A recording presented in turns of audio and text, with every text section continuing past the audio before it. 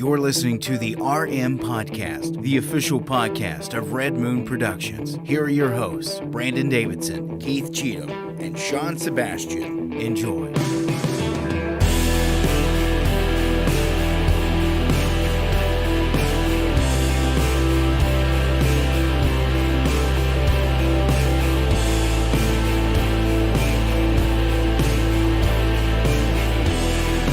Welcome to another episode of the Red Moon Podcast. Live every single Tuesday night right here on all your favorite social media platforms. Coming to you from Louisville, Kentucky. Proud of our state, not proud of our city. We are glad you're here joining us on Oscars Eve coming up this Sunday. I'm one of your hosts, Brandon Davidson, alongside our normal new host, Sean Sebastian. And that sums it up right there. That's the kind of show we're going to have tonight. That's the kind of show I always have. Will there be a slap? No, I'm not talking about the Oscars. I'm talking about tonight. That's what I know what you're talking about. Are one of us going to slap each other? We can. Let's do it. Right now. All three of us. I think we should all just have a slap contest. We're just going to slap. That's slap right. happy. Circle I slap. slap you. Tell me that doesn't sound gross. Slap Circle your slap? mama. Circle slap. Ain't nothing wrong with circle slaps. Wasn't that a phrase? What, slap your mama? Yeah. Oh, slap your mama. That's so good, I'm going to make you want to slap your mama. Yeah, I remember that back in the day. Yeah, I got some beautiful... That coffee's good. Is it good? It's strong. It is good. Strong. It's Yeah, delicious. you made it bold, buddy. Strong and black, like it my tastes men. like coffee. Oh, like motor oil. That's right. Don't taste like motor oil. Tastes good. That's good. That's good. Tastes I'm glad good. it doesn't. Tastes so good. delicious. It's lubricating those cylinders. Lubricating the cylinders. It's getting down in there. Lubricating my lungs. Yeah. Your Do you have lungs. phlegm? You take it into your lungs? Yeah, do you... The coffee, it warms the chest. Oh. Oh, okay. I figured that would be like soup, like chicken broth or something. You don't breathe chicken broth in either. No, Yeah. but it helps you If it when gets you're in your sick lungs, and you're it's all not good. congested. Anything warm is going to make your chest feel warm. True, but coffee's a little more acidic-y, so it's like... What if you put coffee in a Chicken broth's nebulizer acidic and just too. breathe No, it in? but it helps soothe your throat if you have a sore throat. Coffee doesn't. It makes it worse. I disagree. I disagree, yeah. Yeah, Wow. coffee can well, soothe your throat. Yeah. I'm sorry, but the science would disagree with you all. You put I don't honey in think some so. coffee, and it'll soothe Put your talking about throat. honey real in science. coffee? Yes. Oh. Instead of You ever sugar. heard honey and coffee? Yes. Oh, man, that's No. amazing. Honey Yeah. I'll tell you what's really Honey good. and tea. For a cold, That'll be good. No, Take honey hot is like a real coffee. thing in coffee, too. Take Yeah. hot coffee and put a Ricola in it and let it melt and drink What? that. I wouldn't do that, but I don't know about Oh, no. that. honey's amazing It's in good. coffee. Put a cough drop in there. I got to wake up early, so I'm just drinking some water tonight. That's all I'm having. I'm going to go to sleep. Yeah, as soon as I get home. water. Well, you know, we have 2 reviews and Oscars to We get do. through. We got a so lot. Not that I'm trying to rush us, but It sounds like you are. It sounds like it's I just- exactly what he's doing. well, one of the reviews I don't really care about, so I just figured, just get it over with. Okay, all right. Now I'm fine with that. We're going to save Creed 3 then for our second review. Well, because we're going to talk about Creed 3. I want to talk about that one. All right, fair All right. enough. Let's just roll right into it. Here is our review of the last Best Picture that we haven't nomination that we haven't actually discussed yet. Yeah, we've reviewed. This is the last review of Yeah. the Best Picture noms. Women Talking.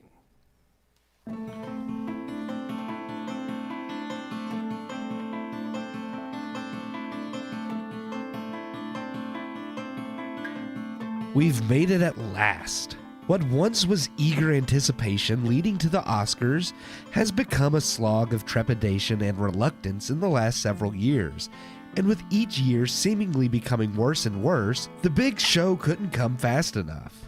With it finally set to air this Sunday, we have our final Best Picture nominee review, Women Talking. Based on the novel of the same name, written by Miriam Toews, a novel which its author herself describes as a fictional response to a real event, the event being the drugging and rape of over 150 women by a group of men in a Mennonite community in Bolivia. Using a cow tranquilizer sprayed through the town's windows at night to drug their victims, the real-life horror occurred over the years between 2005 and 2009, until an assailant was caught in the middle of the night and subsequently outed his accomplices. The men responsible were arrested and taken to a nearby city, while the remaining men in town leave to the city to oversee bail. Left behind are the majority of the Mennonite women, which is where the fictional story picks up, displaying a sequence of meetings held by the women to decide how to move forward. Stay and fight for change and equality, go on living exactly as they have, or leave the community entirely. Showcasing a harrowing tale full of strife and horror, the women of the real Mennonite community were made to feel crazy, or else being very religious were told the attacks at night were the results of ghosts or demons. Coming to grips with reality while staying true to their beliefs and faiths, the hardships and horror these real women faced are unimaginable. The film does a fair job of trying to capture this with a talented cast that includes Claire Foy, Rooney Mara, and Frances McDormand. The film is well made, acted, and written. Themes through the film include the religious beliefs of the community and the morality of the austere patriarchal society they live in, oppressing the females of said community. Many will view the film and be moved and horrified, but despite how well made the movie is, I could not get past how pointed its message seemed to be. Using modern language and dialogue evocative of the current social climate in America, arguing in favor of gender equality yet not coming to terms on what that actually means, and even throwing in a trans character whose transition is made clear has nothing to do with the events of the film and feels randomly placed, and Women Talking suddenly goes from showing the horrors of how a corrupt group of men in power abused said power to feeling like a virtue-signaling mouthpiece that instead of bringing awareness to a tragedy, grossly uses it as a stepping stool for Hollywood to spread its own agenda. Much like the talk of banning guns, which happens after every mass shooting, instead of paying honor to a tragedy and asking the human question of how to defeat human evil, the film plays identity politics, painting all men as evil and the patriarchy as a form of systemic evil. With this in mind, I struggled to get through Women Talking, a film that should have moved me to tears, as no woman deserves such an evil to befall them, let alone a whole community. Yet Women Talking seems so concerned with being an allegory for the women here and now in America that it does a great disservice to those who were actually harmed. I give Women Talking 2 out of 4 stars.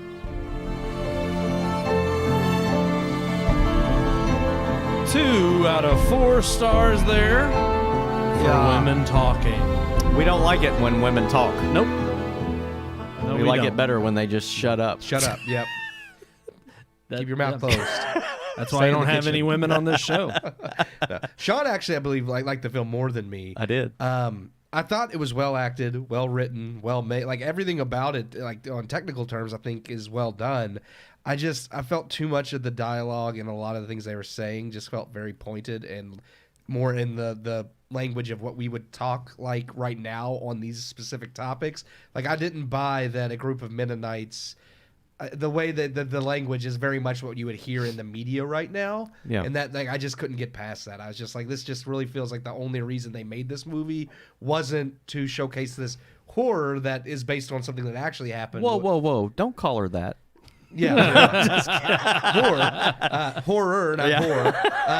But it's just, I just felt like it felt like the purposes behind making this movie felt to me like for the political angle and not for the dramatic angle. And that's why I had to settle it too, because I really just felt like the movie itself wanted to make it seem like this blanket statement of men are evil and this is what every woman has to deal with. And I'm like, no, this is what these women had to deal with because of a group of evil men. Not every man oppresses women this way. And yes, it is wrong when it happens, but I just felt like this movie was trying to make it seem like that's a universal truth across the whole world, is things like this is the norm. And I'm like, no, this is not the norm.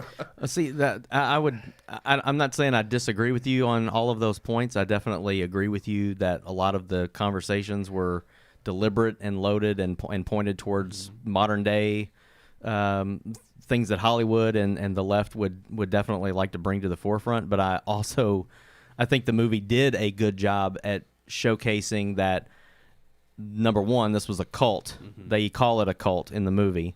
It wasn't just Mennonites. It was a cult. And I know I grew up with some Mennonites. We had Mennonite people that used to be youth ministers at our church.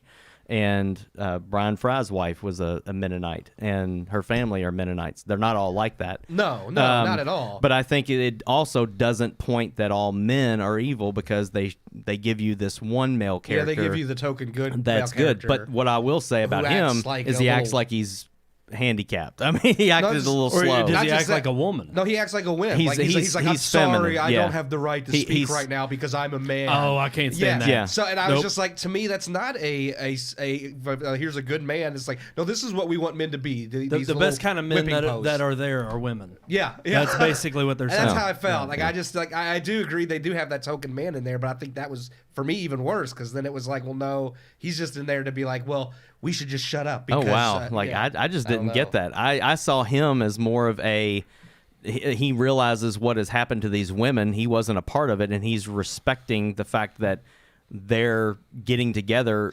unbeknownst to the men in the colony. Like they have no idea these women are gathering to talk about what their plan is or what they're going to do, because they're not allowed to do that. Yeah. And he is being respectful of that and saying, nope, but I don't have a dog in this fight, so I'm going to stay out of it. He is very submissive when they talk to him. There's a lot of things that they say to him that I keep trying to put myself in his shoes. If I was part of that colony where men are the head of the household and the women are completely, entirely submissive, I would voice back to them, you're not going to talk to me that way. I'm here out of the kindness of my heart. Like, you're not going to talk to me like that.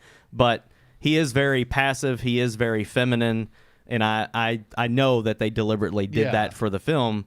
I'm curious, though, because if this is based on, you said a 19... This is based on a novel, which is completely fictional, but the novel was inspired by an event that happened from 2005 to 2009. Okay, I thought it was 1900 something. No, 2005 to 2009. It was in Bolivia, in South America, a group of Mennonites. And that definitely is evil people, and not all Christians and not all Mennonites are like that way. Because this would be the first movie to showcase the portrayals of people who abuse faith and religion. And I felt like it points that out. I'm being tongue in cheek, because it's like it just seems to be the only people that ever get criticized for not upholding their values are those of the religious faith. I agree with you, Sean. There are evil people no matter where you go. I mean, there are people who use religion in that way. I mean, they did it in Bolivia because it actually happened, and that isn't real faith. That is wrong. And I just feel like, to me, I felt like the movie, I don't think it, in my opinion, did a good enough job of saying, no, this is just a specific group of people. It's like, they kind of say it in the movie, but at the same time, the way everybody treats them is like, oh, well, yeah, of course, because the Mennonites are crazy. And I felt like it felt more like a blanket statement than specifically that group, in my opinion. No, I mean, I can understand where you're coming from. I felt kind of the opposite, that it pointed out that they were a cult, and that there were people from that group that even talk about how they escaped the cult, and then the man that's in the movie actually came back from leaving, and they accepted him back. So and he talks about what life was like when they left, and it was normal. Yeah. And I'm like, okay, so you're saying that this life isn't normal, what you're living right now. The issues that I had with the movie, for sure, and I gave it 2 out of 4 too, but it's a different 2 out of 4, I guess. Which we've definitely described on the show. It does have positives for sure. Like I said, all the technical aspects I do think are positive. It's just those one, because I mean, I have the same problem with because I know you like this one, I think, better than me. I had the same problem with The Well, which is how they depicted religion in The Well. Like, I couldn't get past that. I do have a problem with that. Yeah, I thought that was very pointedly. Instead of blaming him for his own problems, it was, well, it all spiraled because of this one religion. And they do act like they're a cult in The Well. I mean, they are more specific about, well, these people, they're religious nut jobs. But I just felt like there was no redeeming factor for religion at all in The Well. No, really, I agree. Yeah. The trans thing in this movie. Though Brendan Fraser was phenomenal in acting. I won't say that. I agree with you. Oh, yeah. Which we'll talk He's a on my little bit list. more. Yeah. In we will. We'll get to there. But overall, I think I am focusing more on the negative with women talking because I do think Sean just brought up about the trans. Just real quick. I don't want to go too deep into it, but I wanted to like point out the fact that, and you agreed with me during the review that there's a trans character in this movie. Well, and I don't even know if you can. I guess they're trying to say that she was or they were trans or whatever. It's a woman who's now male. Yeah. Yes, but they at first this person is one of the women who were raped, and it specifically says once this happened to her, she began to cut her hair and dress like a man because she didn't want to ever feel like that again, like she was taken advantage of by a man. So if I look like one and act like one and talk like one, maybe they'll leave me alone. I'm not attractive anymore. That's what they start. And I accepted that. Mm-hmm. I said when I was watching the movie, I was by myself in the basement talking to myself and just like, all right, if they're going that way, I'm gonna have some empathy and say I can totally see because there's a scar. Yes, there's a lifelong scar. But then later here. on, they're like, well, she's always. But then they flip it around to do she was born that way, and then they affirm. She's always felt like a boy. Then they affirm it by calling her by her male name. And she says, like, thank you for using my real name or whatever. And I'm like, at that point, I was like, okay, so, but again, you've got a Mennonite colony here, who are the Mennonites. No matter what kind of cult they are, usually the more cultish groups are the Bible thumping. As evil as they were, like, they are hardcore. They definitely weren't going to accept a trans person in their community. I would actually say they're legalistic. Religion. So they are by the book, and if you break the rules, you get beat or you're dead or exiled or whatever. They would not stand for that. Neither the men or the women. If they believe what they say they believe in the movie, which the women all profess Jesus Christ. They all talk about the end and the rapture and going to heaven and all this stuff. Heavenly Father, they would not accept that if they were that kind of a legalistic cult. So it was extremely unbelievable, and that took me out of the. You've said it before. It's like the suspension of disbelief. Yes. Yeah. It just completely snaps you out of this world they've tried to build. Right. You did say you had a theory that you thought like there was going to be a twist, but it never happened. I wanted to hear you. So the male character in the movie that's kind of there only to take the minutes of these women's meeting they're having. He is in love, like madly in love with one of these women, but he won't. He won't profess it right off the bat, and he's real nervous around her, and all these things happen. Well, she's the woman that at the beginning of the movie you see that she's the one who's been raped, and this is when it kind of boils over, and the men get arrested and all this stuff. I thought for sure that he was going to end up being the man that raped her. Oh, yeah. And it's his baby that she's pregnant with. Baby! Because he tells her, he's like, I love you, the baby, I will take care of you, I'll take care of the baby, raise it as my own, all this stuff. And I'm like, wouldn't it be freaking awesome in this story if that dude... Awesome or terribly tragic? I mean terribly tragic, but I'm like, it would have made, to me... Awesome doesn't have to be a good... It would have made for a better movie if at the end he would have, instead of confessing his love for her, if he would have confessed, I'm the one who did this. And I was, you could go, they put me up to it. All the other guys were doing it. This is what's expected of us as men in this group, whatever you want to say. But it would have been so much better if he would have been the one that did that to her. And that is why he's like so drawn to her. It's like, it's not out of like, it's almost like he couldn't have her, so he took her. Kind of thing. Like, this is what I can't have because she doesn't feel the same way I do. And now so I'm just gonna sneak in the middle of the night and take what I want. It is. Yeah. It's very evil. Well, I mean, that would have made it a much more beefy movie for me. But it's not one that I really expect to. I do think I did pick it for one award. I think it's gonna win some things. But I didn't just think because it was of the messaging. But well, because there's so many other movies that are much more popular with the Academy, and I feel like this one's like not been talked about at all. No, I think it's kind of those are the overlooked. sleepers. But there is, sometimes there's sleepers. Sometimes, I think there are others. It could definitely. I forget what categories it's nominated for, but it could easily be an upset for some. It could be. Yeah. But I do have it picked for one. But anyways, I think I want to talk about the next movie. Yeah. I think women talking is worth a watch. I'm not going to say that it's terrible. You shouldn't watch it. I think it's worth a watch. Is it Best Picture, is it any of those? No. It's not. No. The acting was very good. Yeah, I no, will the say. acting is Well, and I've spot heard the writing is fantastic. that's- I thought yeah. it was, Yeah. but on. The writing is really well done. it was nice to see a movie where Frances McDormand isn't like the main female, person in the film. It looked like I it was kinda mainly liked- Rooney Mara and kinda It like is that mainly Rooney she's- Mara and Claire Foy. Claire Foy. Claire yeah. Foy, yeah. Okay. All right. Well, the big boy on the block this past week Yeah, let's do it. was Creed 3. So let's let's get into that review.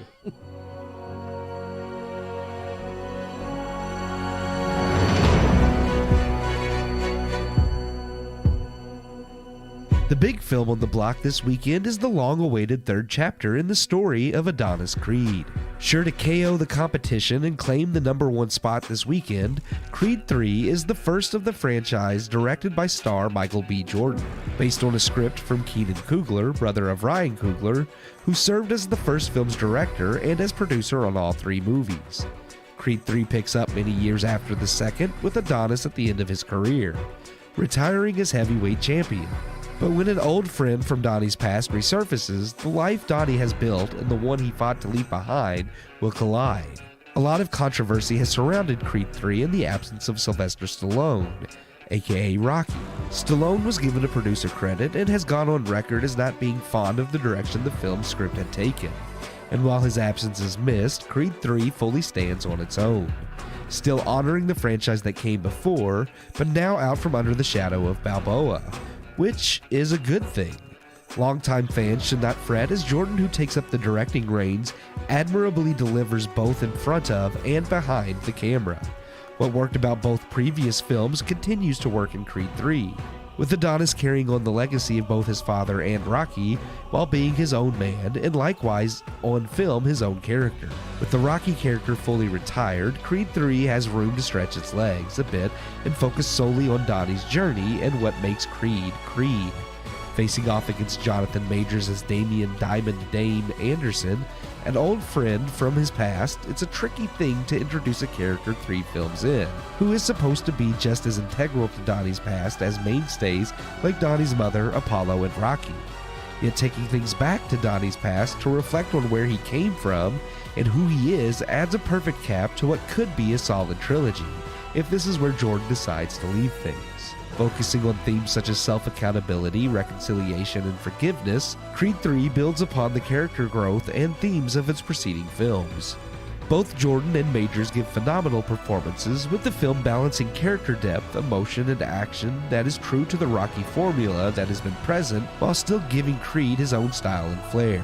It's familiar yet inventive, and Creed 3 stands apart as uniquely a product of Jordan, the way the Rocky franchise felt uniquely a product of Stallone. Showcasing both style and substance, Creed 3 is the type of cinema Hollywood desperately needs to return to. I give Creed 3 3.5 out of 4 stars. 3.5 out of 4 stars. I like that for movie. Creed. It's a good movie. It was a very, very good movie. It's just that's why I had to throw that line at the end about this is the type of film that. And no, this isn't. I would like even more depth than even this movie, but just coming back to something like this or Top Gun, I'll settle for now, because not that this is lacking depth. It has a good amount of depth, but I don't think this is like Best Picture. It's worthy. definitely one of those movies. For one, I would agree 3.5 out of 4 stars. It was definitely a movie where I was not only thoroughly enjoying it, but by the time the final fight gets to to that moment in the film, I'm just like, we're already here. Yeah, like that was actually pretty quick. Yeah, and it's a 2-hour-long movie. It doesn't overstay its welcome, and like you said, there could have been some even moments where they maybe expanded a little bit more. A little bit, but it's not. Yeah, it's not like it's all for naught. Like there's not scenes that are wasted. There's not times that you feel like they either spend too long on or too minimal. It's like no, it's actually still the right amount. It's kind of one of those. It's a good feeling of walking out of a movie wanting more, which I think just feels like, hey, all right, I think we walked out of the theater not only all surprised, but I was like, if they end with this one. The Creed trilogy is fantastic. Yeah, it's a great trilogy. It's really well done. even having Michael B. Jordan step into the directing chair. Yes. I think he did an excellent job, because you never know with actors turned directors, especially when they've been a part of a franchise like this. Sometimes they get thrown a bone, and that's not necessarily always the best idea, but I mean, I think it paid off. He did a fantastic job both on screen and behind it, like I said in the review. And just, I think the raw emotion between him and Jonathan Majors in this, compared to his emotion, because I know he was praised. That's the only thing about Ant-Man that critics loved was him as Kang, and I didn't think Stupid. Yeah. And honestly, He was a way better villain in this than yeah, Kang. he did a really well. He was an actual person in this. Like, he actually had motivations. He had, even though he starts out as more of this crooked guy, you kind of get the idea like he's the typical, like, I have a chip on my shoulder, even though it's my own fault. And then by the end of the movie, well, I don't want to spoil things, but No, I mean, don't you know, spoil it. It's one of those things where I think it is very. He was Kang, and now he's Dane. Yeah, it's dang. Yeah. Oh my God. Wow. He was Kang's. Yeah. Yeah. Wow. I had to do That was it. I'm bad. sorry. That was But I was 3 gonna out say, of 4 stars on Yeah, the bad yeah. joke. I'll take it. I'll take it. it's one of those things where Yeah. I think when you look throughout, like even the Rocky franchise coming up to this, and you see how, because that's one thing that I think has always been done well with Rocky and Creed all together, is the writing and the character development. Even when they bring in new villains, I mean, I think the worst was probably Rocky V and Tommy Gunn, which is like Tommy Gunn. That character was awful. That's why that film flopped. Yeah. Because that was the only time I think. Because even Rocky IV, which doesn't have a lot of depth to the villain, like Drago is obviously, he left a huge enough impact on audiences that they brought him back for Creed 2, which made perfect sense. Yeah. Yes. That's And the I best think- Rocky fight. Yeah. To me. So it's one of those things where I think this is a franchise that has always rested on the writing and the character development, and the fact that even without Stallone's involvement, which I know for some people is a huge, I've seen some people be like, I'm not going to see Creed 3 because of what they've done with Stallone. It's like there's back and forth between both of them. I don't think it's all on Coogler and I never really Jordan. looked into the controversy. I know we probably talked about it when it first dropped, news of it dropped, but I remember you telling me that so much of it was kind of Stallone thinking this had too much of a darker message. Stallone didn't like the script because he said he doesn't like his heroes to go that dark. And I understand that. For one, this is Adonis' story. Yes. Who has a vastly different upbringing. Comes from a darker place. I was going to say, we start off that way with Creed 1. And even then, I thought the redemption arc of Adonis becoming a better man throughout the series, and ultimately really having that influence on Dame, who was having an influence on him as a younger kid. I thought that was even better. I think that's what I love about this movie, is because you do get to see the growth of Adonis's character from one to this one, where now you've seen who he's become, and he has to face that past in Dame, who is kind of a representation of where he started. And I love that they kind of bring everything full circle that way, which is very hard to do by bringing in a new character. It's like it's weird that you can make something full circle with a character who wasn't even there in the beginning. Yeah, especially when you throw in the family element, which is in this movie way more than, I mean, now he has a kid, the kid is grown. It's very obvious that some of the things that even in the first and second film, he fights or different situations that he would have jumped on or overreacted or just thrown a punch first instead of stopping and thinking about my wife and my kid.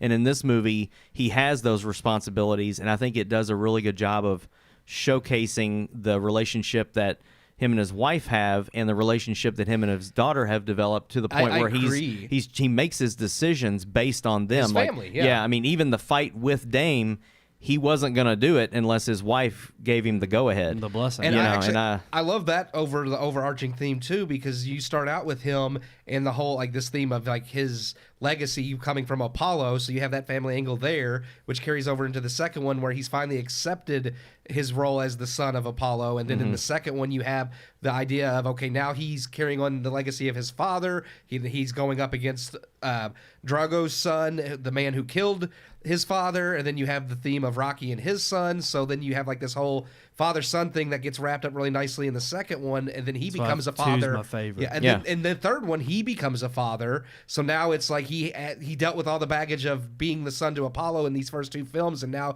you get to see him making better decisions for his daughter than Apollo made for him because Apollo had abandoned him. So no, and I think really love that. even with Rocky not being in this film, he's only mentioned like once in the film. That's one thing I do wish they had done better. But I think even part of their relationship, even though it's not present in the film, making Rocky proud is also is something that's on Creed's mind. Is am I going to be the man that Rocky has taught me to be? And honestly, I think they handled it well without even mentioning it. That his role, Adonis's role in this film has kind of become the Rocky figure. Yeah. He's now reached the cream of the crop. He's retiring from his career as the champion, and now he's running his own gym. He's trying to kind of do the finagling of, well, let's be the promoter. Let's try to make this business, and now I want to be the behind-the-scenes guy. I want to be the influencer. And then, of course, this perfect opportunity walks in, and his childhood friend, Dame. And even the way it's approached at the beginning, Dame wants to use it as an opportunity, but and I don't want to give away too much, but even the way he approaches Adonis, he's kind of like, I don't want your handout. He's like, I want to earn it, but at least give me a shot, give me a chance, because I want to show you that I'm good enough to have earned it. And I think Adonis is kind of now caught up in this world of where he came up from, and he's kind of like, nah, that's just not how things work. So you kind of see that evolution of his character too, in kind of adapting and falling in line with the status quo, and how even old ties can break that, but how you still have to fight for your values, fight for your family. And I think another thing I loved was just the juxtaposition at the end. Again, I don't want to give too much away, but the final fight, some visuals that were used, I thought were effective. Obviously, look, I mean, every Rocky movie, you're going to get a final fight, whether it's in a ring or in a street. We don't talk about that one much. But even still, there's always a proponent of the final fight that has to happen for you to be like, okay, this is what makes this Rocky or this Creed a valid mark on like why it's a story worth being told. And I think that fight, I was thinking again when we reached it, I was like, man, we're already here. And then once it's underway, I was like, what's gonna be different about this fight that's gonna make it emotional and bring out the reason for the story being told? And they hit the nail on the head. And I've got to give credit to Michael B. Jordan in his direction. That's actually where I was about to go, because I had read something before this movie that made me a little scared, I'll be honest. Michael B. Jordan was talking about directing the film and the fight choreographies and scenes, and he had talked about some of the cinematography. He took inspiration from Dragon Ball Z. And I'm sitting here, I'm like, wow. And I'm like, this could either be really interesting or these are going to be like. Do you know what he was referencing? Oh yeah, I actually watching the movie, there are a few key shots, and I was like, oh yeah, he totally took some of the cinema, but it works really well in the vein of because it's more old school Dragon Ball, which I'm, with his age, I'm sure he's more familiar with than some of the newer stuff. Which is crazy to me. That's awesome. There's a key shot. Michael B. is a nerd. In the final fight I don't want to spoil too much, but there's a key shot where they both hit each other at the same time. That shot has been done. It's actually a very infamous shot in Dragon Ball. Like almost all of Goku's major villains, that they have that like. That shot of them doing that shot. So I'm sitting there watching that, and I'm like, okay, that right there was straight up Dragon. So I just thought that was really cool. The slow-mo scenes with sweat, all that stuff. The over like, the shoulder, quick kind of come arounds that they did when it would go into slow motion, and they would pause and go slow. Some of that stuff was from there too. I was like, okay, I can see that. I mean, not just from Dragon Ball, because I don't watch that, but I know that that's anime. It's like it's a style. I don't want to be like, because like he makes it his own. Like I don't want to make it sound like he just like. I mean, come on, imitation's the best form of flattery. It's one of those things where I don't want to be like, oh, he's not creative. He just saw something and took it. No, he does make it his own, like, because to incorporate it into a boxing film that's a part of a larger franchise like Rocky and have it not stand out as anime, like I think is really good. This was the 8th film in a franchise, if you think about it.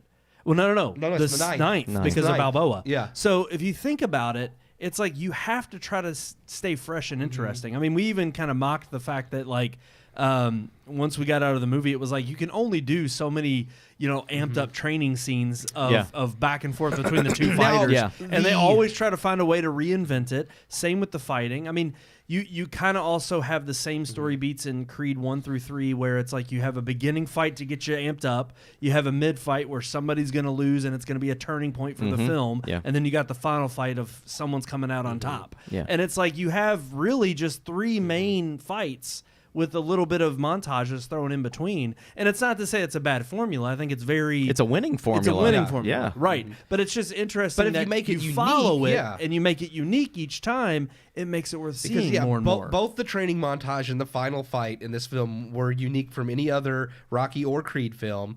And the emotional parts, like I could say, some of the fight choreography, he may have been inspired by Dragon Ball, but the emotional cues he puts into the training montage and the fight at the end with some of like the flashes of him seeing just him and Dame and like in the corner of the ring when it kind of flashes between past and present, like that stuff is all Michael B. Jordan. Like that's not inspired from anime. Like that was literally just him having a creative idea of what would emotionally land to drive home this rivalry that came from an old friendship. And I just think he did a really good job. One of the things about not just the final fight, but even just the fights in the 3 Creed movies.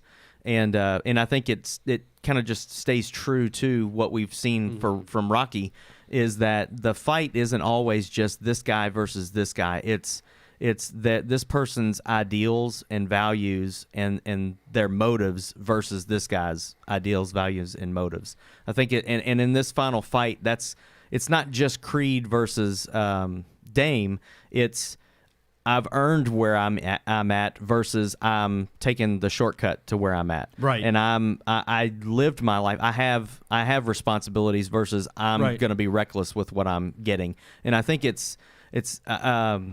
I think you see that in their fight, and I think that's why, again, at the end of the film, there's moments where people meet in the middle and realize wrongs have been done, and there's it's a good wrap up to that fight. It's not that they're not lifelong enemies anymore. I'll just put it that way. I like that because there were and I didn't even notice this until I was watching the trailer during the review. But there's so many moments where Dame, when he first shows up, where he's taken to these parties and these gatherings for her music, for the wife's music, and even when he comes to their home, he looks scared. Like he looks like he is completely out of his element. And it's really funny because later on in the movie, there's kind of a turn where, now he's the cocky one and he's on top. And I never once felt like he was setting this whole thing up from the beginning. I think in the beginning, he really was scared of the world that he had come back to. And he also didn't know how to live in that kind of world, but there was a sense of jealousy that B. Jordan's got a wife and got a daughter and he's got it all. He has the life he thinks he should have had. Yes. But I don't feel like at the beginning of them meeting again, there's any ill intent. I think it really is like, I wish I was in your spot, but I'm going to be happy for you because you're good. I think he sees an opportunity and takes it, and then that's when the turn happens in their relationship. I think it's like when he sees Adonis's, the life that has taken him even beyond the ring, and then the wife, the kid. I think it becomes very much he becomes a study. He's studying and he's learning how to manipulate this to best benefit him, and I think that does turn into a key plot point that's revealed later on with Dame, and that he is very calm, cool, collect, but he's calculated. Yeah, he's also and he. I mean, even through his fighting style, he makes it blatantly obvious, whether it's with the kind of cheap shots he throws out first. I think it was Sean, you pointed this out, and I loved it, but even in their final fight, it was like he didn't play dirty. Yeah, he didn't. And it was like he wanted it to be respectful. No prison rules at the end. Exactly. Yeah. But it was like, he would play by those rules to get to that point, to just prove that not only was he worthy to step in the ring, but then it was like, okay, now I'm back to, this has got to be a fair fight. I got to win this on my own to prove myself. Yeah. And I do think he made sure, he was even talking about how, the fighting style that he learned while he was in prison, and he learned some different techniques. The way he puts it to Adonis, he's like, I got a few techniques you haven't seen. Yeah. And it's kind of like I wouldn't Yeah. say they're dirty in terms of like, oh, they're illegal. There's one move specifically that is. Yeah. But there is most of it is just kind of cheap shots. Yeah. And trying to really break somebody, and it's just like, And okay, he's willing to take the penalty Right. points because he knows he's going to knock him out. Yeah. Right. And that's what ultimately wins. and that's ultimately Yeah. he's more worried about just the defeat. Yeah. And again, points don't matter if you knock I- the guy out. I do think a little bit rushed, and again, why I would probably knock off a little bit of a star was just some of the elements of. I mean, you really don't know a time span that the movie fills. Yeah. It's several months, but the way in which they're jumping from like, oh, titles are over changing hands to the now we're into the amped up training scene before the final fight. There was a little it never feels rushed. I Yeah. don't want to say that. That's Yeah, not right. that's It what's can the be pacing, It can be but- 6 months to a year before a fight. Right. Once Yeah. they schedule it. And I feel it's- like, in all the other movies, you really feel the length of time that goes on. Where they're Oh, like, they we even have- tell you they're just like, we're planning it now, but you're going to fight next October. Yeah. Right. Like it's a year because that's part of the Yeah. point of the training montage is like you're covering this gap Right. and how long they're training. They from- don't just run on the beach Yeah. one afternoon. Yeah. It's, Right. it's months they're that training, they're training. for a year to get Yeah. ready. So it's one of those things where, I agree with this one, even though there is a training montage. Yeah. So time has passed. It really doesn't convey, I think, the length of time. Right. Because we know for a fact that there's been at least 6 months over the course of the movie just waiting for the original fight that the guy that he's training at the beginning of the movie is supposed to have. Yeah. So and then after that fight from that point to when Michael B. Jordan steps back in the ring, we're not really given a clear indication of how long that is. Yeah, and that would be the only knock against it. Again, it's nitpicky. It is, but- I'm with you on the 3.5 stars. It is absolutely by far which we're only into March. We're not even too far into March, so really 2 months into the year. But this is definitely we know a what's movie coming to in the see. future, so We've got a lot of heavy hitters coming. there are a lot of heavy hitters. Rolling out. I don't have as intended. many. Heyo. I don't have as much hope for a lot of the future movies as for this one. But Yeah. there's No, a couple. same. There's a couple I still think would like John Wick 4. I think could still be in the vein of this and Top Gun because the others have been. True. There's a couple of I think movies that. You mean movies that aren't woke? Yes. Oh, okay. Pretty much.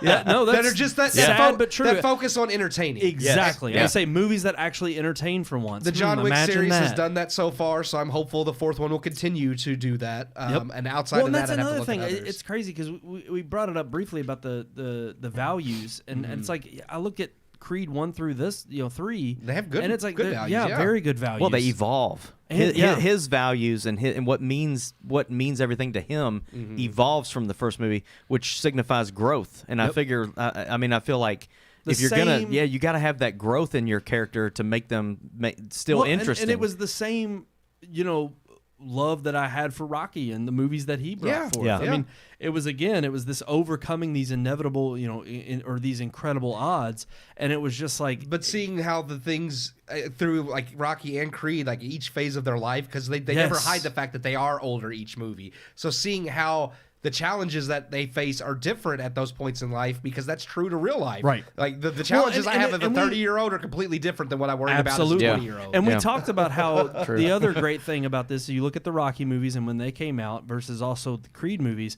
all of them were spaced about 3 years apart. And if you think about it, it's like it's incredible to think that I think look some when longer you than that, yeah. when you take the time to actually really nail out a story and figure out what the right direction is, you can nail down Good some things incredible plot points that actually make a story worth telling and doing another one. In fact, all three of the movies that It's not just a cash grab. all three of the movies we've kind of enjoyed most, I felt have done, because this, Top Gun, even Avatar 2, we complimented how much better the story was because they took the Yes. time All to get sequels, it right. Yeah. by the way. Which is funny because we were just bashing franchises like Yeah. 2 weeks ago, But it can be done right. But we did say that it's not so much that we hate franchises at this point; it's just that they're played out and they're not creative. Exactly. They're just content. It's the franchises that are bloated, there's that no- are continual. Marvel having 3 movies a year. Again. Yeah. Yeah, it's just we overload. got to see actual character growth, like Sean said, but with Iron Man, Captain America. But when you look at their characters now, Thor, they actually regressed his Yes, character Thor is development. terrible. Yep. So it's one of those things where it's like Marvel is too busy setting everybody back to zero rather than having their characters have actual growth. And I'm like, I'm sorry, I don't.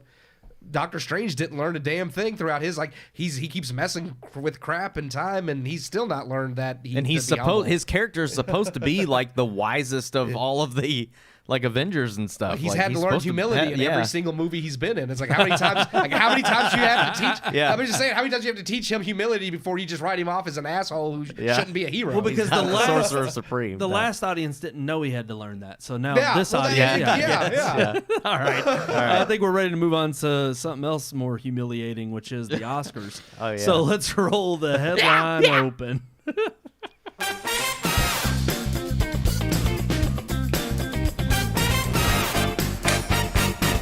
Here it is. It's that.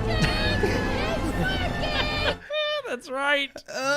Well, is it working though? Have the Oscars worked in the last decade? We're about to find out this Slow. Sunday.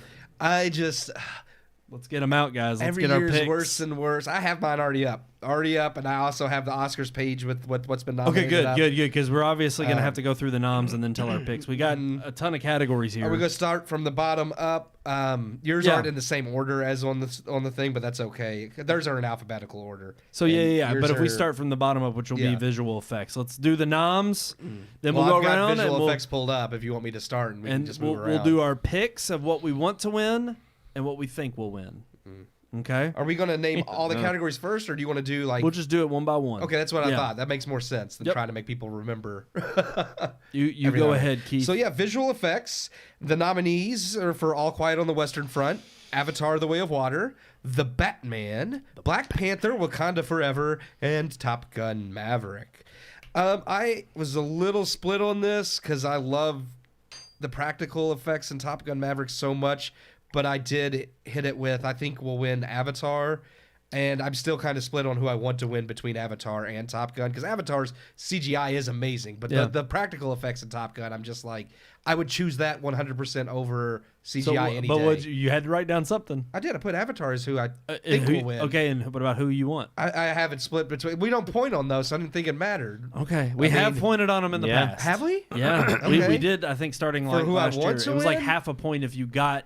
Here was the thing. Well, then I would always put who I want to win as who I think will win, so that I would get more points. The way we did it was you get half a point if the one you want to win actually won.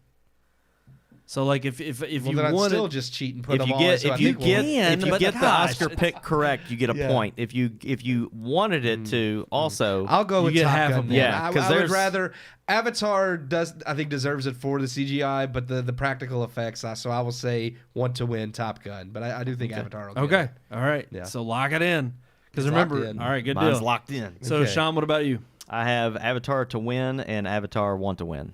All right, See, same. now he's already gonna get more points. Avatar I want to win and Avatar I think Well, I will changed win. mine because I want that point. But there's plenty of times where I think the Academy will vote this way, but I want them to vote this way. no, yeah, I So know. that means you might not get Fine, the points. all right, then we're not doing half points. We're not doing it. We're just only I going to just do don't remember points. doing the half points.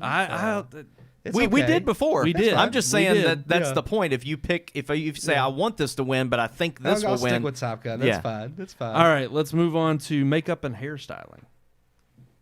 Me. I didn't. You want me? I can Keith, keep you going. go you, first. I you're just the only thought- one I think got the I categories think pulled I up. thought we were just rotating. Let me. I gotta. I don't have them pulled up. I just gotta have scroll my through- I have my sheet pulled up. Because ours aren't in the same order, so let me throw it up there. Makeup and hairstyling, All Quiet on the Western Front, The Batman, Black Panther, Elvis, and The Whale. I did put. We're here. You want to start with who you want? Yeah, Sean. I don't you want go to have ahead. to start every time. Yeah, that's fine. No, I think the Whale will win, and I want the Whale to win. All right, Keith. What about you? I think The Whale will win, but I actually want the Batman to win. Oh wow, I think we're Colin all split Farrell. on this Yeah, one. Colin Farrell's the Penguin. The I Penguin, think. yeah. Fair point. I Good. think I think it nudges. I mean, I know you have Brendan Fraser in the whole fat suit, but it looks like Brendan Fraser in a fat suit. Like it's believable. No, that is a pretty impressive No, fat but just suit. it's believable, that but ain't it's fat like bastard. That's really But when you look at the good. Penguin and Colin Farrell, there's plenty of people who can't tell that that's Colin Farrell. So this is what drew the line for me between those two. I'll say this. In the Whale, you see his full naked body. Yeah, I know. In Batman, you just see his face. I just still the think makeup is on his face. Did I you really agree. want to see the Penguin's full naked body? I'm just saying they didn't just do his face and put a pillow in his shirt. They gave him a I'm full sure he body was in fat I'm suit. sure he was in a full body bat suit with they just didn't make sure it looked as good because they didn't need to. I'm just saying that to me that goes into the Oh, makeup and I agree. hairstyle. I just still think the Penguin was more impressive because you can't you can't see. Well, it's Colin funny Farrell because in the we're role. all split on this. Yeah, Because yeah. I actually picked. I think All Quiet will win, and I want All Quiet to win. for makeup hair and and makeup? Mm-hmm.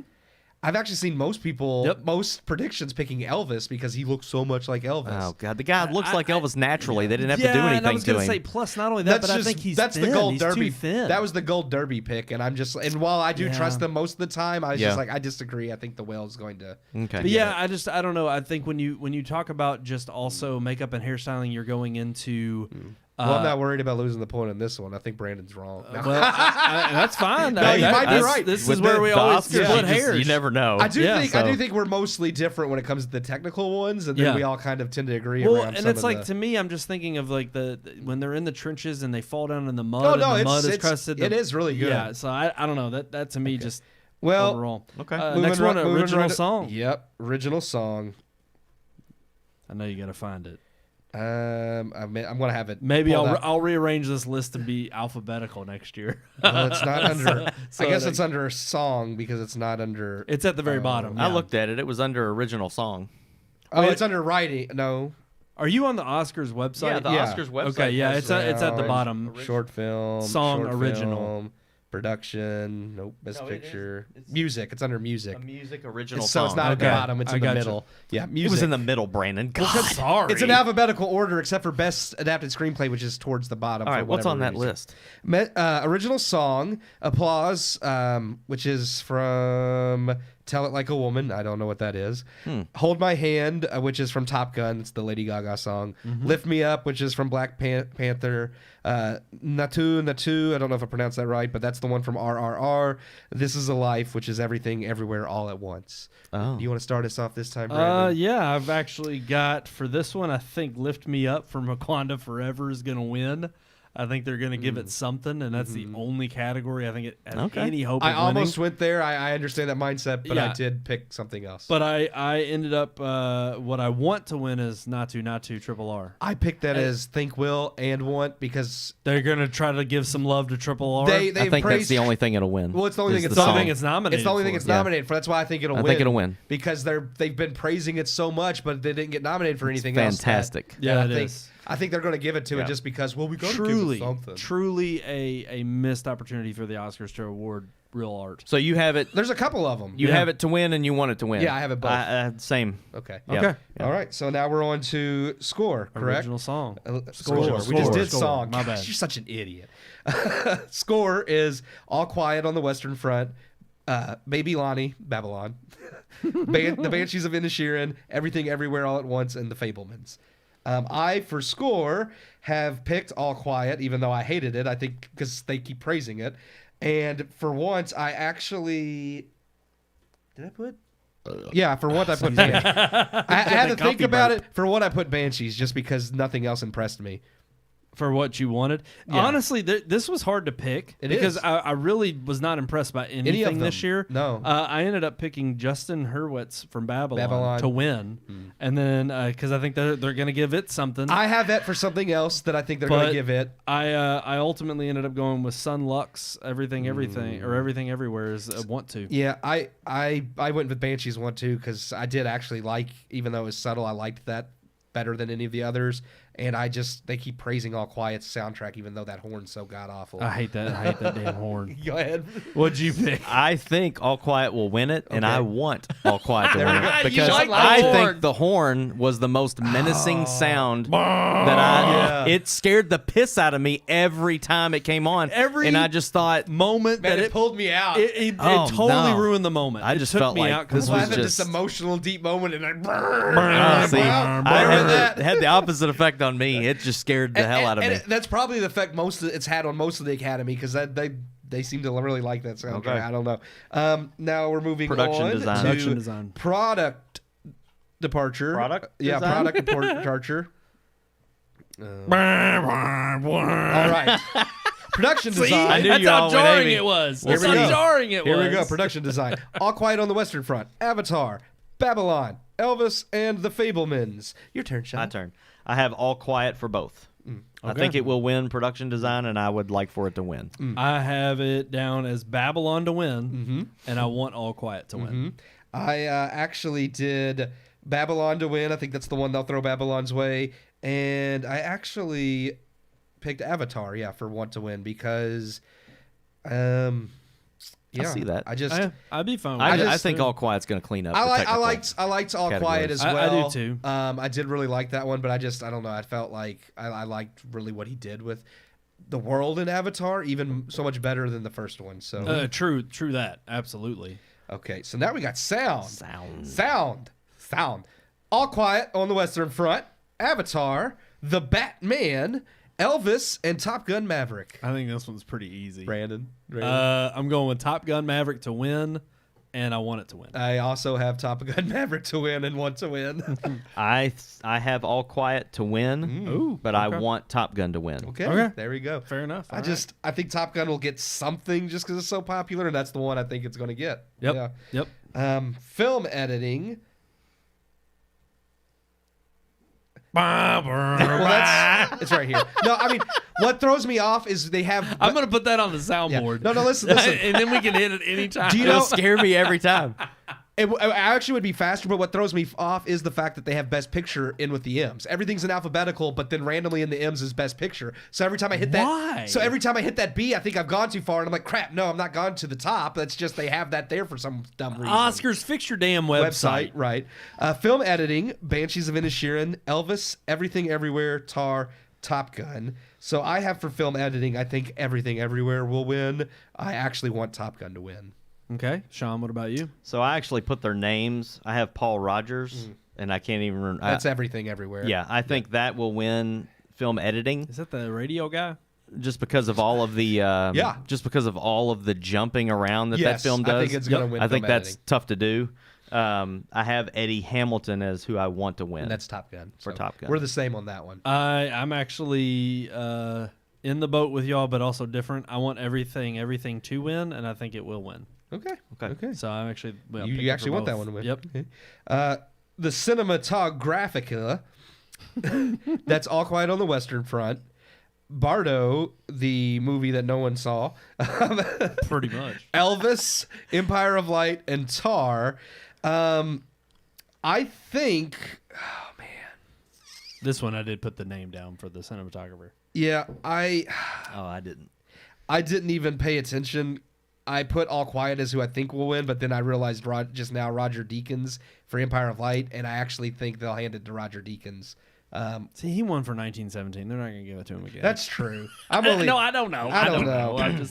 He's their pop. He's like the John Williams of cinematography. Yeah, he really is. That's why I'm second guessing it. No, I'm not going to retype it. I'm keeping it All Quiet. And I did have All Quiet as who I want to win. Okay, Sean, what about you? Same, All Quiet across the board. I've got All Quiet across the board. Okay. Yep. I saw that Roger Deakins, but I'm like, you know what though? They got tired of John Williams, so they might be tired of Roger Deakins too. There you go. Original screenplay. So that one is at the bottom. Writing: The Banshees of Inisherin, Everything Everywhere, The Fabelmans, Tar, and Triangle of Sadness. Did you watch that movie? I did. I'm going to watch it this week. I did. I still need to watch Women Talking and because I reviewed it, like the week. I was gone. Yeah. Yep. That's bizarre, but I liked it actually. I was entertained. Is it back around to me, or is it your turn now? It was Sean. We can go with Sean. I have Banshees across the board. Okay.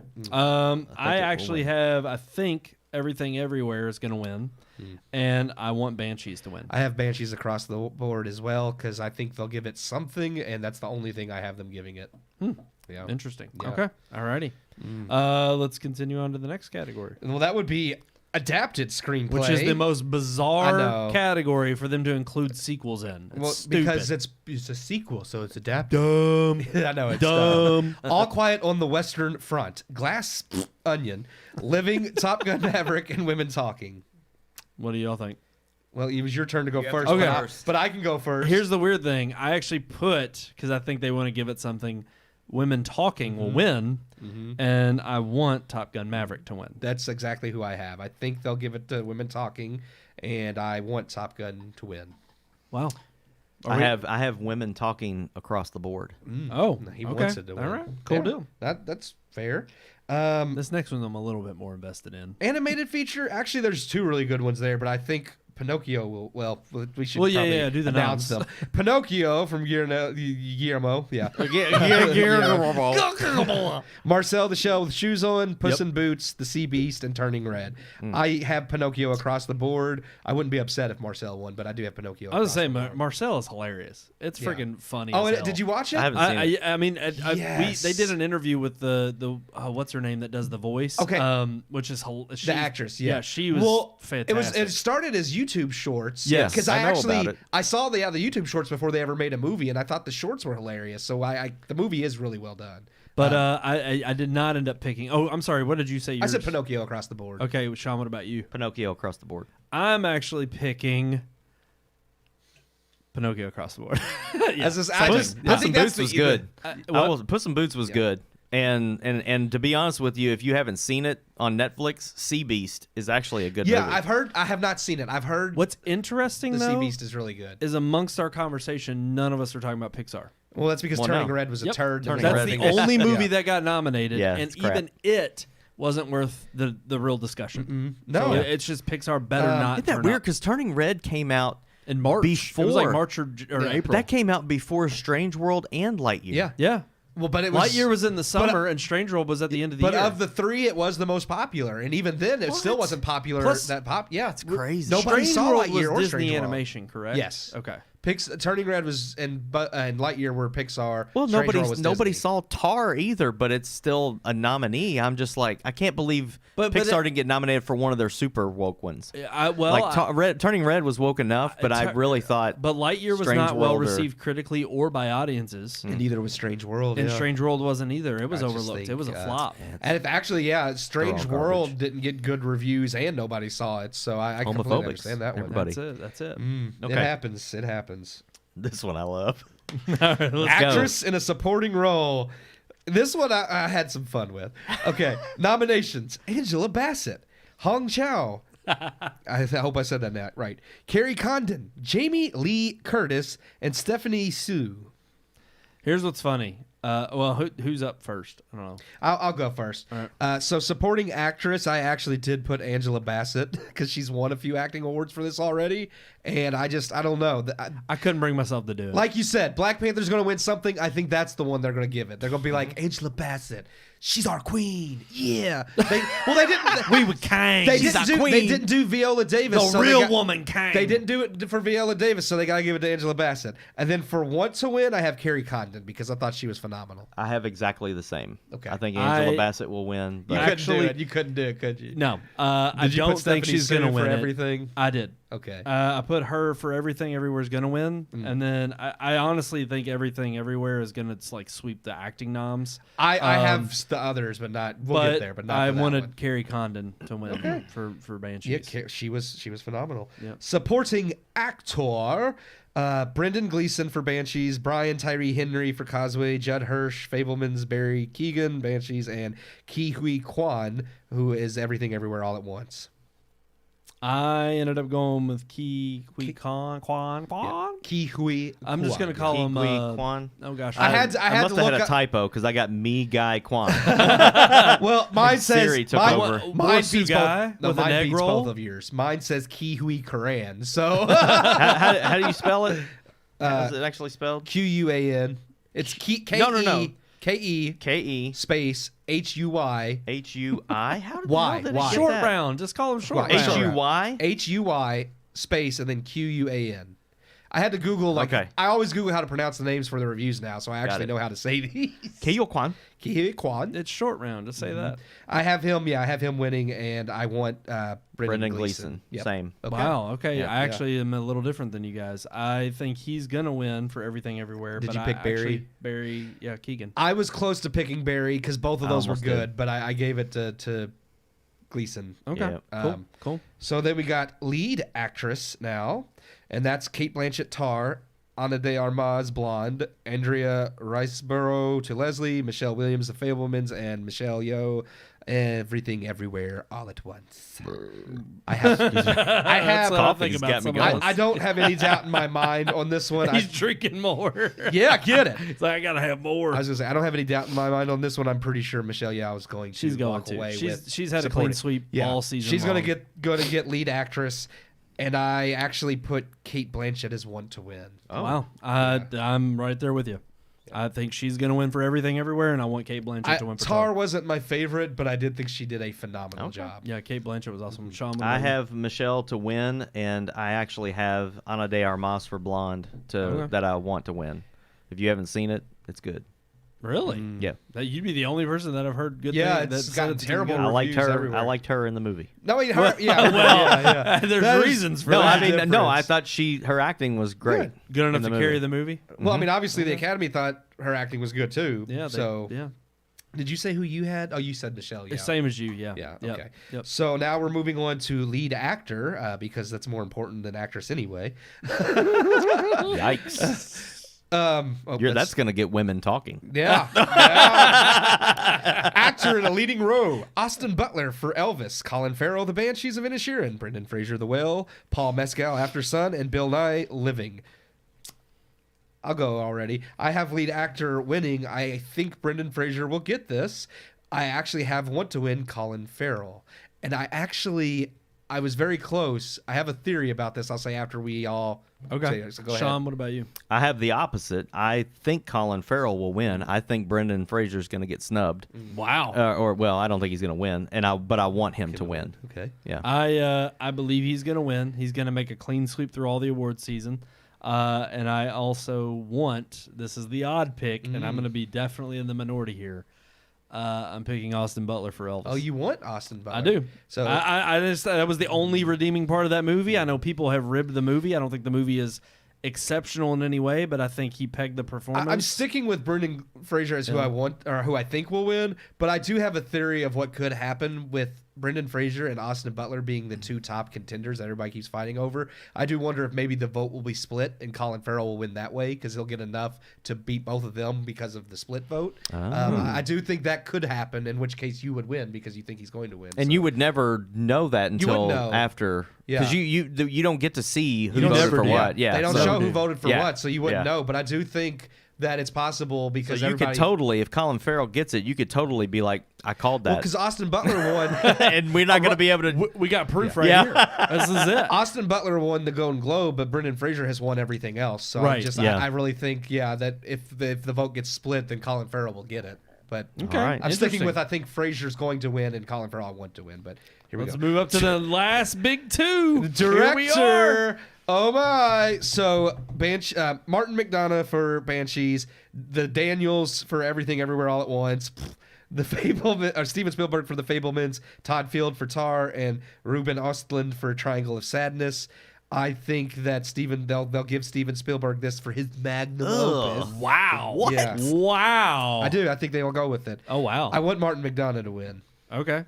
Yeah. Sean, what about you? I think the directors are going to win. Yep. But I want Martin McDonagh to win. Same as Sean. I think Everything Everywhere is going to walk home with this one, and I want Martin McDonagh. So best, let me scroll down to the M's The here. last one is the one that I went just completely. Look, here goes. I went crazy. we got this is it. Best picture. Makeup and hairstyle, music original score, music original song, best picture, and then after that, production design. I don't know. All right. Here we go. Best picture. All Quiet on the Western Front, Avatar: The Way of Water, The Banshees of Inisherin, Elvis, Everything Everywhere All at Once, The Fabelmans, Tar, Top Gun Maverick, Triangle of Sadness, Women Talking. I believe Everything Everywhere All at Once will win Best Picture. This is where I went a little crazy. It was between two. Me too. But I came down on what I want to win is Top Gun. And I know it's a far cry from what anybody would pick. Yeah. Most people would be like, why that one? Because it was the most popular film last year? Yeah, probably. Well, because it's my favorite out of all of them. I was going to say, of all the ones, it is the most rewatchable. I loved Banshees. That was the other one it was between. Yeah. But ultimately, I came down on Maverick because it is the one that I will continue to enjoy for years to come. And I'm I'm just sick and tired of seeing Best Picture winners of movies I could care less to watch again. Yeah. And so I was like, look, Steven Spielberg said it himself. He was like, Tom Cruise, you and Top Gun Maverick saved theaters' asses this year. Yeah. So I'm sitting here saying, well, let's reward it for such. Yeah. Let's give it the best and highest honor of the year. Agree. And everybody who gets pissed off and mad at that, if they did win, I could sit there and say, you know what? But it deserves shows how hoity-toity and uppity you are and pretentious you think you are for what I think the Academy should uphold as the best picture. of all the movies, I agree. Of all the movies they've showcased that are nominated for Best Picture, I think it's the only one that actually deserves it, not because it is what I would think of as a normal Best Picture caliber film, but because it is, in my mind, the Best Picture of 2022. But I have, for winning, I think Everything Everywhere All at Once will win. I did put for one to win Banshees, not Top Gun. But, I mean, I would absolutely love to see Top Gun win. I just don't think it's going to in any way or form. But, Nope, same. Yeah. I have Top Gun. I want to win. This is where I went off the rails. I think Triangle of Sadness will win Best Picture. Wow. Oh, wow. Because threw it I in a think, ringer. I think it has just the message, The woke message. the messaging that the Academy looks for. Hey, That was, it absolutely has that message. That's the only reason and honestly, that I think they'll go that route. I think of a movie be like, Spotlight Yeah. came out of nowhere and Yeah. won, and it was strictly, I think, for message-based reasons. Yeah. And that's honestly, that has been the trend for the last several years. Well, of the yeah, we'll Oscars. see what happens. So for there sure. it is. Those are our picks. Once you all send me those lists after the show tonight, I'll compile it so that I can put it all in one list. And then, of course, on the Oscar night, we'll tally the votes after we get all of the winners announced. And it'll be fun time on next week's show to figure out who won. Mm-hmm. So that'll be a fun day. What do y'all get? You're gonna get an ice cream sandwich. I'd take that. No. And it's like No, Sean no. already had it. I take that back. I don't want an ice cream sandwich, but I would take. I was gonna say a Ben and Jerry's, but I don't want to support them anymore either. So I'll figure it out. I'll get you a Halo Top. Yeah, pint. Halo. There I like you Halo. go. You can do Halo with that. Top's good. There you go. Nice I'll support low-fat that. ice cream. Give me a. There you go. Give me a he/him bar. Hey, we have them ordered. They're coming. We're going to taste test them on the show. Nuts and nutless. Well, that's the he/him and the she/her. That's so. right. And I'm going to go with the nutless myself. I asked the question. I bet, Nobody I definitely will answered go me. with nuts. I asked in the thread on Twitter, I said, if I want nutless, does that make me trans? So I have yet to hear a response. Yeah. I think it just means you like women. I'm making a prediction. Very good point. I'm making a I prediction. prefer my chocolate without nuts. There you go. Oh, I I like love- the way you like think like about I it. like my women. There you go. My chocolate. I want my chocolate to be nutty, like my women. No. I was saying I like my. I just I want to like make my a prediction. chocolate women nutty. Can I? Yes. I'm gonna make a prediction, and I bet that these chocolate bars taste like chocolate. I bet they do. Yeah. And they taste like delicious. No, I don't think they're bigotry, gonna be anything- which is so You good. think I don't they think will taste like chocolate, or you want them to taste like chocolate? I think they will. I don't. I'm predicting they probably don't taste like anything special, but that's not the point. So I'm predicting it's a Hershey bar wrapped in Jeremy's chocolate wrapping. I mean, let's put it this I way: don't- it can't taste 'Cause all exactly chocolate like comes from Hershey's. Hershey's. well, that's my thing. Is I bet it just. I bet there's not really a huge discernible difference. I don't there's know. like one other Here's the company weird thing, in though. Pittsburgh that makes There chocolate. is so much better chocolate than Hershey's. Yes, out there is. But Hershey's is the iconic chocolate bar Well, that's just for America. and that's just on Which the, is you go in sad the that gas it went I station. down mean, this it's like road. it's like Keith said though. There's like all these other chocolates that you're like, oh, this is so much better than Hershey's, and then when They're you read owned the by label, Hershey's. they're owned by Yeah. Hershey's. I agree. I think And I- Cadbury chocolate tastes better than Hershey's chocolate. It's but made by Hershey's, but it's it is- probably made on the same but it's freaking made- chocolate no, line. I mean it is. I Different think they have chocolate. a different formula. No, yeah. it is. Well, it costs Different chocolate. more, so I think they do put different levels of cocoa. Well, or and you got to whatever, think but- Hershey's over the years has just bought. I mean, Reese's chocolate is not the same as Hershey's chocolate, and it's like, but Reese's is owned by Hershey's. Yeah. yeah. And yet it's gonna. They just buy up brands as they've gotten to be a huge. But it's one of conglomerate. those things. I do wonder. Hell, they have freaking Skinny Pop popcorn. They've got so many Yeah. other My brands that wife aren't has even a chocolate. huge bag of that in the basement right now. Go rip it up. I do It's wonder. terrible Stomp popcorn. on It's who not is- popcorn. It's 'cause actually, it doesn't obviously- have a taste. No. Obviously, they're That's why you get partnering skinny, with 'cause you somebody eat it to and make throw this. up. Like I don't think that that Daily Wire just all of a sudden got up and running a chocolate factory and as No, making they've been choc- planning it. So it's well, I think they're partnering with somebody. I think to make the chocolate. Yeah. And I wonder. Well, who. well, just like the razors. Yeah, no, that's Yeah. that's fine. I'm not saying that. I just wonder, like I do wonder who. Like, obviously, I trust them that they're not just buying Hershey's chocolate. No, and putting their no. brand I on see it. what you're saying But because do I mean it was wonder- only a couple of. It wasn't even months between the time of Harry's razors and them. Well, they are. The thing is, being in the media, I'm sure they've already known too, like kind of about some of this stuff before. Well, I was going to say that the maybe. actual ad leaked like a month ago as to what it was going to be Hershey's. Yeah. And the So way they they had a didn't month know to about get the this together. trans thing, but I think they were already working on something, and I think it was probably going to be like kind of a joke. And then when they saw what happened and they put it out there, they were like, because the razors were the same way, and even when I ordered it, we should probably get into Yeah, story. let's skip Yeah. headlines and go straight to story time or whatever. I know. Well, we might as well. But Yeah. Edie's Well, down this here, was she's tired. basically. I think Oscars was the only headline we were really discussing. Oh, anyway, it was. right? Yeah, we were going to so- go into relationship segment next. Yeah. But all I know is that we did order it. It's on its way. We got 4 bars coming to How test much? it. Because I've heard they're expensive. Well, 4 bars, I think, with the shipping and handling was the only thing that tacked on. But 4 bars, it was $35. Yeah, that's expensive. Yeah, It's expensive. but for they're 4 also bars. like these huge bars. Oh, are they that big? They're not like small like Okay. Hershey bars. They're not. Okay. I mean, and if it tastes premium, I'm sure the price will come down. If Oh yeah, no, really, it's just I understand because it's at this point it's kind of a novelty. Like you're not paying so much for the chocolate as you are to like stick it to Hershey's. Right, Yeah. exactly. So I get that. It's just one of those things at the same time though that I'm like. I'm not bashing Daily Wire. It's just one of those things where it's like I'll like we said doing it to bash Hershey's is fun, but I'm not. No, we're gonna, gonna once we get them. Well, the thing, But I'm was not is- going to continuously buy Daily Wire chocolate if they're $35 for 4 of them. So. Right. No, of Yeah. course not. Yeah. But it's like with the razors too. The prices come down on those, and Yeah, they've yeah. offered more products. But also the razors makes sense as a subscription, so Right. I kind of get why you would pay that much anyway. But it said when I actually finalized the order, it was going to take like a month to ship. yeah, So they probably don't they've have them gotta- ready yet. No, they probably It's like already you'll get your jumped- yeah. Tesla before you get your chocolate. I don't know about that. Tesla's still like 6 months Well, behind. I'm not fond of chocolate, but I do love things with nuts and stuff in them. So I'm glad you have the him sheet. I know Yeah. you like that. Okay.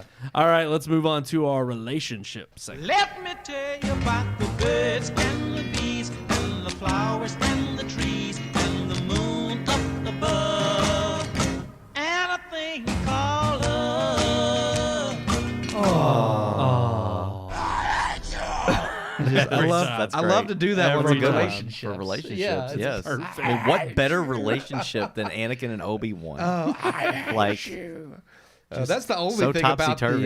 the Obi-Wan miniseries I liked was just the brief moment with. But I mean, well, that's some another story. yeah, that whole Yeah. series was brief. All of Star Wars from Disney's been brief. That's actually better than dragging it out too much like Marvel. So Sean, you came up with tonight's topic. you did. I done forgot. What was it? It's It was relationships relationships you you- wish you had, Yeah, or you wish you had. That's it. or That's the relationship you miss, or what? I never forgot had. which one we. you wish you had. You wish you had or never had. Okay. a relationship you wish you had. Well, since I came up with it, one of you guys can start. Okay, well, I can start. Yeah, I can start off. That's fair, because I know for me, like we all mentioned grandparents, and I never knew my dad's parents, my grandfather and grandmother. On the Cheatham side, I knew both of my moms. I was very close to my grandmother and grandfather on my mom's side of the family. But yeah, I never knew them. That is something I do wish I had gotten to at least have met them at some point, especially, I mean, both of them, but with my grandfather being a World War II vet who actually fought and who was on the sinking of the USS Leopoldville and had to jump from ship to survive. Like, it's just, there's those stories there that I wish I could have heard firsthand from him. Yeah. Like, I mean, it's still cool hearing about that stuff about my family. And there's been a couple books written about that boat. My dad has bought both of them, and I would like to read them at some point. But it's just one of those things where there's definitely, I think, a lot there, and knowing how like large my dad's side of the family is, yet how tight knit a lot of them are, despite being such a huge family, that it is something that I know. For my mom's side of the family, I know my grandmother was definitely the glue that held everybody together. I'm not saying I don't know so much with my dad's side whether my grandfather was necessarily the glue, but I do know he was the moral compass that led that whole family, and that's just something that I'd like to have experienced. Very nice. Sean? Mine would have been, since I'm trying to think of a relationship that I wished I would have had, would have been my great grandfather, because I spent a lot of time at my great grandmother's house when I was younger. My great grandfather passed before I was ever born, but he, from what I've been told, he was a very interesting man, and he actually built almost every house on Deering Road. He built houses for a living. He built my aunt's house. He built my grandmother and grandfather's first house. The house my mom grew up in, and my great grandmother's house that she lived and died in. Wow. Almost all of those older houses on Deering Road he built, and they're all still there. So it's just I've heard a lot of stories about him. He was kind of quiet, but he was also when he spoke, he had the right stuff to say. And very, very similar. Like, I feel like he was someone that kind of led on that side of the family. Just would have been really cool to meet him, even if it would have just been for a couple of years when I was a kid. If I don't even know what he looked like. Like, I've seen photos, but obviously, even just to remember what he looked like from having seen him as, a little kid, I think would have been neat. Yeah. It's just something I'll never get to experience. I'm sticking, I think, on the same theme here. It's grandparents. I only ever met my grandma on my mom's side, so my mom's mom, and I never knew my dad's parents. In fact, my dad's parents died really when he was young. I forget the exact ages, and I want to say that his mom passed first, and then his dad closer to when he was just almost out of high school, or he was like 16. It wasn't too much longer or before that, but it's like I just and then my mom's dad, he ended up passing. Oh gosh, it was I'm pretty sure it was lung cancer. I think I know he smoked quite a bit, but it's very weird because I just, again, kind of like you were alluding to, you hear stories, little things here and there. And even I think the weirdest part for me, and being involved in film is seeing any kind of visual. And you think about them not having, or at least it wasn't, it wasn't really afforded to people who were poor, but you didn't have a chance to video capture or capture elements of these people back in that time. And it's interesting because I would see pictures that they would have, and it was these iconic, like, very sepia toned or black and white photos of these grandparents from back in the day. And they'd be standing in front of this backdrop of like a Model T or something. It was clearly staged, but it was interesting because it's like, it literally looked like it was, you're walking into like a Wonderful Life. It's a Wonderful Life or something. Yeah. And when you're seeing these photos and you're just sitting here and I'm just like, it's crazy because it's like I see the look on their face and I see that obviously this is a lineage that I have a connection to, but I have no idea who they are. And I have no idea, obviously the influences of their life and their parenting influenced my parents. But it's funny too because as I've gotten older, I've become more intrigued and more just kind of curious. And I've asked my parents, and there'll be times where I just go over there and have dinner with them. And, it's not when my nieces and nephews are over and there's a lot of chaos and noise and everything. And I'm just sitting down and I'm, something will come up with a family member who lives up in Wisconsin. And then I'll just be like, oh, who is that again? And like, I'll just do a deep dive and I'll start picking their brain and asking them, and then they just start telling me these stories that I've never heard before. And it's just this wealth of wisdom and knowledge passed down from the ages that I'm just like, I mean, it's not like I feel like I was ever, like I ever ignored it or they didn't tell us stories from when we were younger. It's just one of those things where, it's like we just, it wasn't really of importance when they were raising us and they were worried about raising 3 kids. And we were just like, what's the next fancy gadget or gizmo that we can get? And, it's all about you. That's right. That PS2 too. Yeah. Metal Gear Solid 2 is a great game.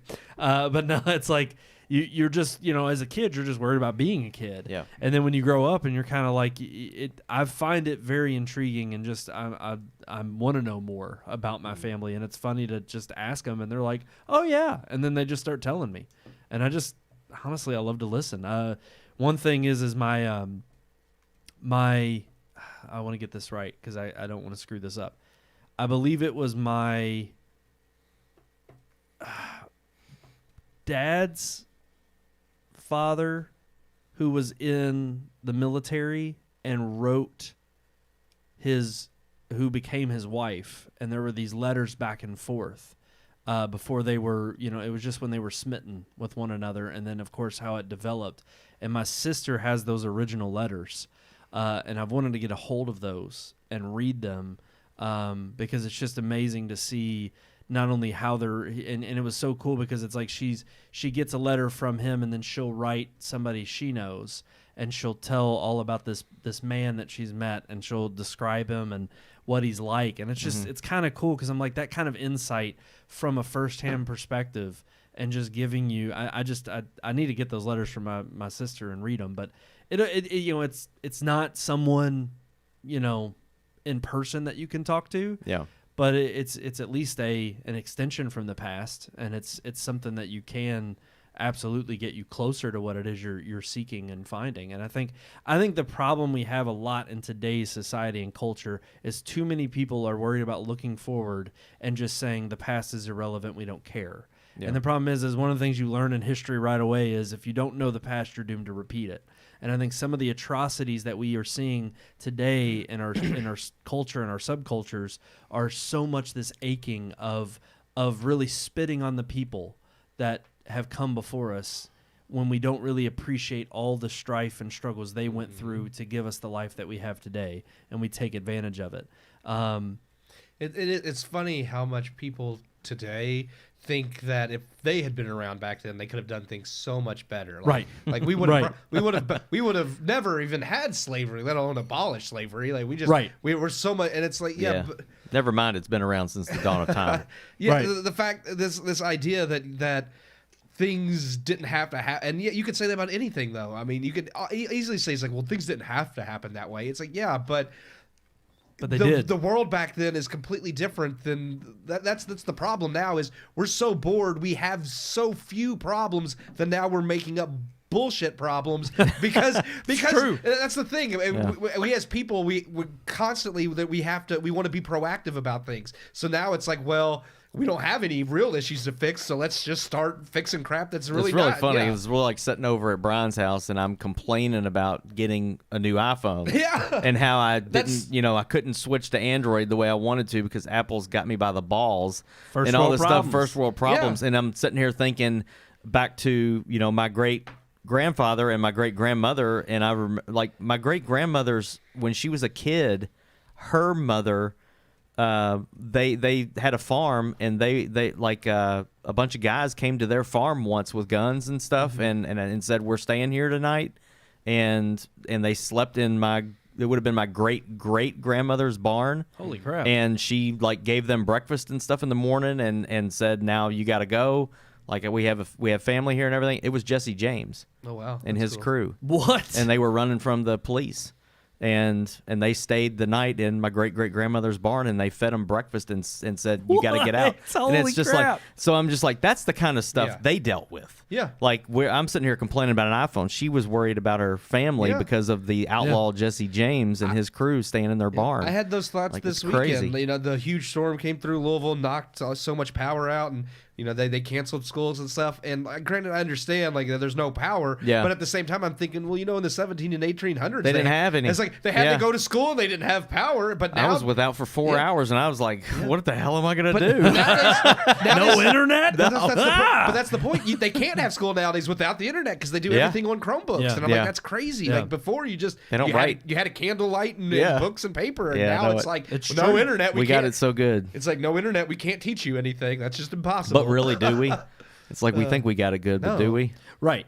And I think that's kind of the irony. What's better, sitting so around? So many of our comforts are not only Yeah. taken for granted, but they're taken as if, we could have never lived life without them. Yeah. And I think that's the problem with being so comfortable is you don't have real struggles, or the struggles are really shrouded in vanity. Yeah. And they're shrouded in such a mystique of, well, I learned to live life without struggle. Yeah. And I think I'm sorry, but I don't think that's real living. I don't think you're really experiencing life if you think that putting yourself in bubble wrap and trying to protect yourself from the next struggle worst thing is what forms your character. Like, if you don't ever have to face adversity, then that's a person that I would be afraid of. Absolutely. Of their type of a mindset and mentality, because it's through adversity that makes you the person you are. Well, and it tests your character. Yeah, we all have to go through struggles. Because at the end of the day, it's like if one person who's willing to lie still and cheat and do whatever it takes to get ahead with the simplest little, task or situation, then when you amplify that on a huge scale, when it comes this took a turn I wasn't expecting, but it's been enjoyable. Yeah, as I say. Sorry, no. When it gets to that kind of scale, it becomes a cultural problem. And I think we have that issue. It's become a cultural problem. So I think longing to bring it back around. I think longing for those relationships of old, like we've talked about here on this podcast, of especially our ancestors. I think is something that allows us to dig deeper into what not only what were their struggles and what they had to deal with, but what is that collective wisdom that we can gain from them, so that we can not only live a better life, not more comfortable, but a better understanding, more wise. I think actually that hits life. the nail on the head perfectly. Is the fact that each new generation does a piss poor job, like a worse job than the first, of carrying on those values. And it's not that, there's definitely the people out there, our parents tried to instill those values in us for us to pass on. But in general, like outside of those people, each generation, it seems more and more, those values fade away. And it's like, oh, that's not important to teach my kids, or this ain't. And that comes through a whole lot with the cultural war and everything as well. And that's like a whole nother ball game we can get into at another time. And we probably will next week. Who knows? It always takes a turn towards that. Alrighty, guys, that's going to do it for this episode of the Red Moon Podcast. You have our Oscar picks. Wow. They're locked in. We're going to tally up the votes after this week's Oscars show on Sunday. Will there be a slap? Let us know. We didn't even talk about what our prediction was there. What crazy zany thing's going to happen? Jimmy Kimmel's going to have a good show. Somebody that's crazy. That's a long shot. If Jimmy Kimmel gets slapped, I'll say that's a success. True. Oh, absolutely. They're going to make a joke about it. There's they're going to do something. I seriously wouldn't doubt if they actually have someone come up and try to do a fake slap. Have a staged fake slap for them to be like, oh. The only way it'll work is if it's every single presenter comes up and does a slap. That would actually be funny. It doesn't get old. Funny. Yeah. It's like the whole night. You're like, are they going to stop? This is great. They won't do that because they're not smart enough to think Eventually, about it. you have one of the presenters Get you, Barbara. slap back. Like if you have someone come up on stage and Jimmy Kimmel slaps them before they can get him. Like that would be hilarious. They'll have Chris Rock come out and slap him. That's what they'll do. Well, it would be funny if it's like they bring out like if he's out on stage and they bring out like a cardboard cutout of him and set him right next to Chris Rock, and Chris Rock just does a whole shtick. That would be fantastic. Yeah. That would be good. I don't know. We'll see this Sunday, man. Yeah. That's honestly the only thing that I think would probably boost the ratings right out of the gate, is just people wanting to see if something's going to happen because of the slap. That's the only thing. Otherwise, ratings are going to be down again, as always, as all award shows are. Alrighty, guys, that's going to do it for this episode. Thank you all so much. Yeah. If you have your own email pick or your own Oscar picks, email us. Let us know what they are. RMPodcast at redmoonproductions.com, right there at the bottom of your screen. And I don't say it the best, though. You do. What? I'm going to let you say it. RMPodcast at redmoonproductions.com. Beautiful. Just beautiful. Sexy. Yeah. Isn't that sexy? Yep. Oh, it's like drinking that coffee. I like coffee on this technical. And also, real men drink coffee. Like, share, and subscribe, and follow us on all of our social media accounts right there at the bottom of your screen. Red Moon Book, Red Moon Tweets, Red Moon Picks, and, of course, search for Red Moon Productions on YouTube. Thank you all so much for tuning in. Watch the Oscars on Sunday, or don't, because really nobody does but us. We will. And wait for our review next week. Yep. That's going to do it for this episode. Thank you all for tuning in. Until next time, I'm one of your hosts, Brandon Davidson, alongside our normal new host, Sean Sebastian. And nothing.